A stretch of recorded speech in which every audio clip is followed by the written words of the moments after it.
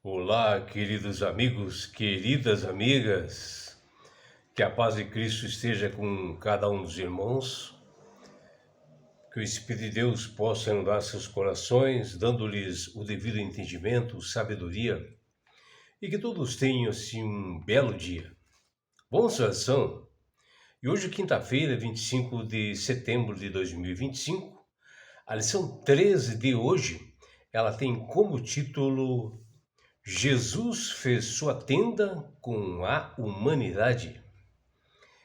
E a lição de hoje, que está baseada ali no livro de João, capítulo 1, versículo 14, e também no livro de Apocalipse, capítulo 21, versículos de 1 a 3, aqui nos mostra que, assim como o tabernáculo terreno lá do Antigo Testamento, que foi construído por Moisés e ordenado por Deus, para que Deus habitasse no meio do seu povo, onde sempre era o desejo dele, desde a criação. Deus queria sempre ter um relacionamento íntimo, né, com o ser humano. E aqui já no Novo Testamento, o apóstolo João, ele narra do prazer, da alegria de Jesus ao tornar-se carne e habitar entre nós, que está lá no livro de João, capítulo 1, versículo 14. E, e aqui no livro de João, versículo 1, 14, a Bíblia usa do grego logos, que quer dizer o verbo, ou seja, Jesus, que, que ele é Deus desde a eternidade, que ele tomou sobre si a natureza humana e ele esteve entre nós para salvar a humanidade e ele habitou, que no grego quer dizer assim, montou a sua tenda, ou seja, Jesus também montou a sua tenda, habitou entre nós ao vir a esse mundo, realmente na forma humana, e ao tornar-se homem, ele armou seu tabernáculo entre os seres humanos e passou a realmente habitar conosco, mostrando para todos nós que nós também podemos vencer o mundo. E em Mateus capítulo 18, versículo 20, Jesus disse que se dois ou três estiverem reunidos em seu nome, ele estaria no meio dessas pessoas. E Cristo está com o seu povo por meio da presença do Espírito Santo, que nos dá sabedoria e entendimento e que nos leva também à salvação. Jesus convida seus seguidores a estar em um relacionamento próximo com Ele, porque ele diz o seguinte lá em Apocalipse 3:20: Eis que estou à porta e bato. Se alguém ouvir a minha voz e abrir a porta, entrarei em sua casa e cearei com ele, e ele comigo, que está lá em Apocalipse 3:20. E em Apocalipse capítulo 21, versículos de 1 a 3, Deus afirma que após a sua segunda a vinda do seu filho amado Jesus, onde ele vem resgatar o seu povo, ele habitará conosco na eternidade, na cidade de Jerusalém, a Nova Jerusalém, onde nós viveremos para sempre com o nosso Salvador. E o discípulo amado de Jesus, chamado João, ele obteve assim o conhecimento diferenciado do Salvador, da sua natureza eterna, e ele iniciou seu evangelho como a criação e encerrou no livro do Apocalipse como a recriação. E no Evangelho de João, que está contido o primeiro ativo do verbo, e narra as palavras de seu mestre quando ele diz: Eu sou o pão da vida, que está lá em João 6,48. Eu sou a luz do mundo, está em João 8,12. Eu sou o caminho, a verdade e a vida, está em João 14,6. E no livro de João também nós encontramos, na maioria dos relatos, né, coisas que nós não encontramos nos demais evangelhos, como diz ali em João 1,14, que nos diz: e o Verbo se fez carne e habitou entre nós, cheio de graça e de verdade, e vimos a sua glória como do unigênito Pai, que está lá em João 1,14. Aqui o verbo, né, ele é traduzido do grego a palavra logos, que significa palavra. E Jesus, ele é o verbo, a palavra de Deus, porque a palavra de Deus que expressa a vontade do Pai Celestial, onde o próprio Deus que se tornou homem em Jesus Cristo para salvar uma humanidade pecadora que estava fadada para a morte eterna, e Jesus morreu na cruz do Calvário, onde ele venceu a morte e o pecado para nos salvar. E nesse texto diz que o verbo Jesus se tornou carne e se tornou humano. Ele se encarnou, e que é Deus desde a eternidade, tomou sobre si a natureza humana e habitou entre nós, fez a sua tenda entre os seres humanos.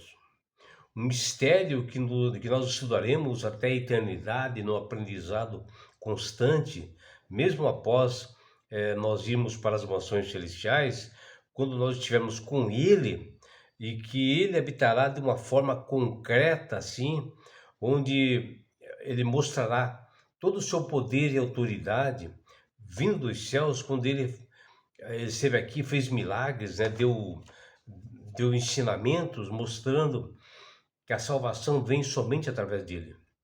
E Jesus, ao tornar-se carne, ele se assemelhou ao que Deus fez com o povo de Israel, lá no Antigo Testamento.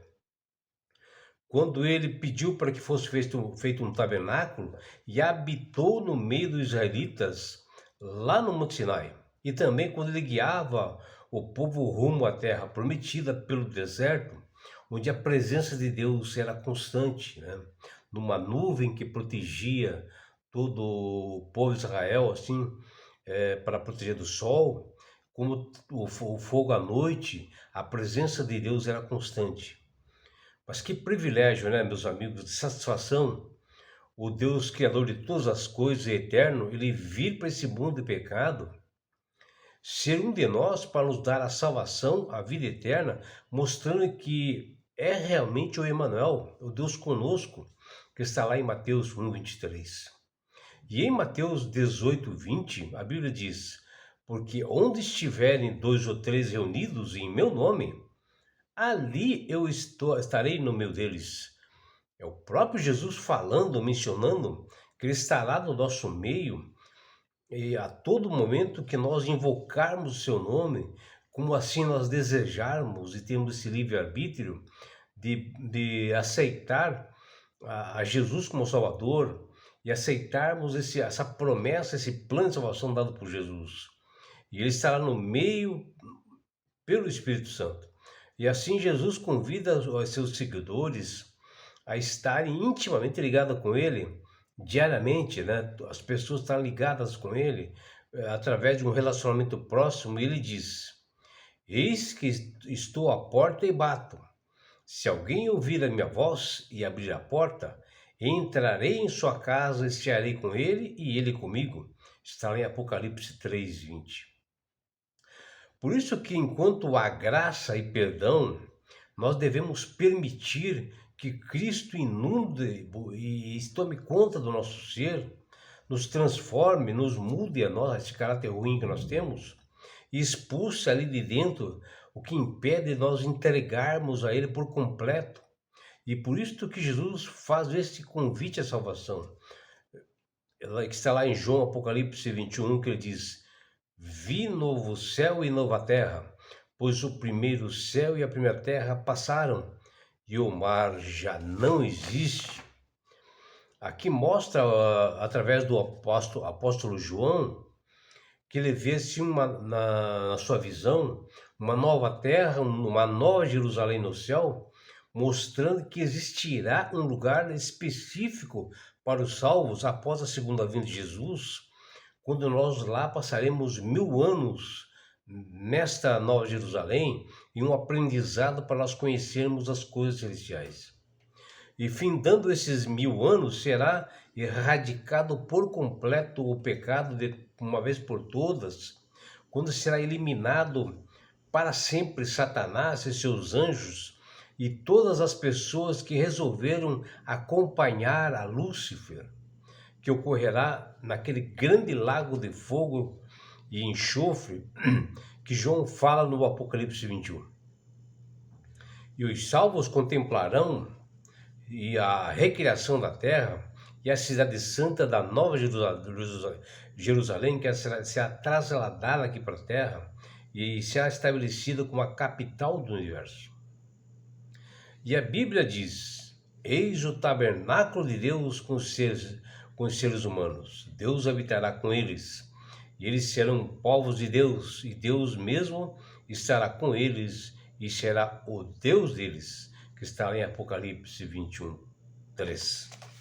E é por isso, meu amigo, minha amiga, que Deus faz um apelo, um clamor para aceitarem a Jesus como Salvador e Senhor. Porque o próprio Jesus diz: eu sou o caminho, a verdade e a vida. Ninguém vai ao Pai senão por mim. O próprio Jesus dizendo que ele é o único mediador entre os homens e Deus. A salvação só vem através dele. E quando nós aceitamos a ele, Jesus, como o Salvador e Senhor de nossa vida, obedecendo os seus estatutos e mandamentos, principalmente o 4º mandamento, todos nós ganharemos um grande presente de Deus que chama-se salvação. E com isto, na grande volta de Jesus a este mundo que está se aproximando, Jesus, levará você, seus filhos, sua família e todos nós, ele levará para as mansões celestiais. Um lugar, meu amigo, minha amiga, onde não haverá mais morte, mais dores, mais aflições, não haverá mais perseguições.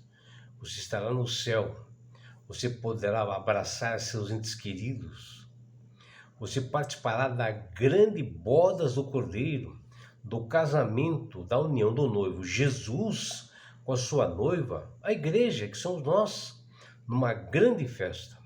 E você, meu amigo, minha amiga, terá uma grande oportunidade de você estar assim, ó, face a face com Jesus. Já imaginou? Sabe por que Deus quer fazer isto com você, meu amigo? Com você, minha amiga? Porque Jesus te ama.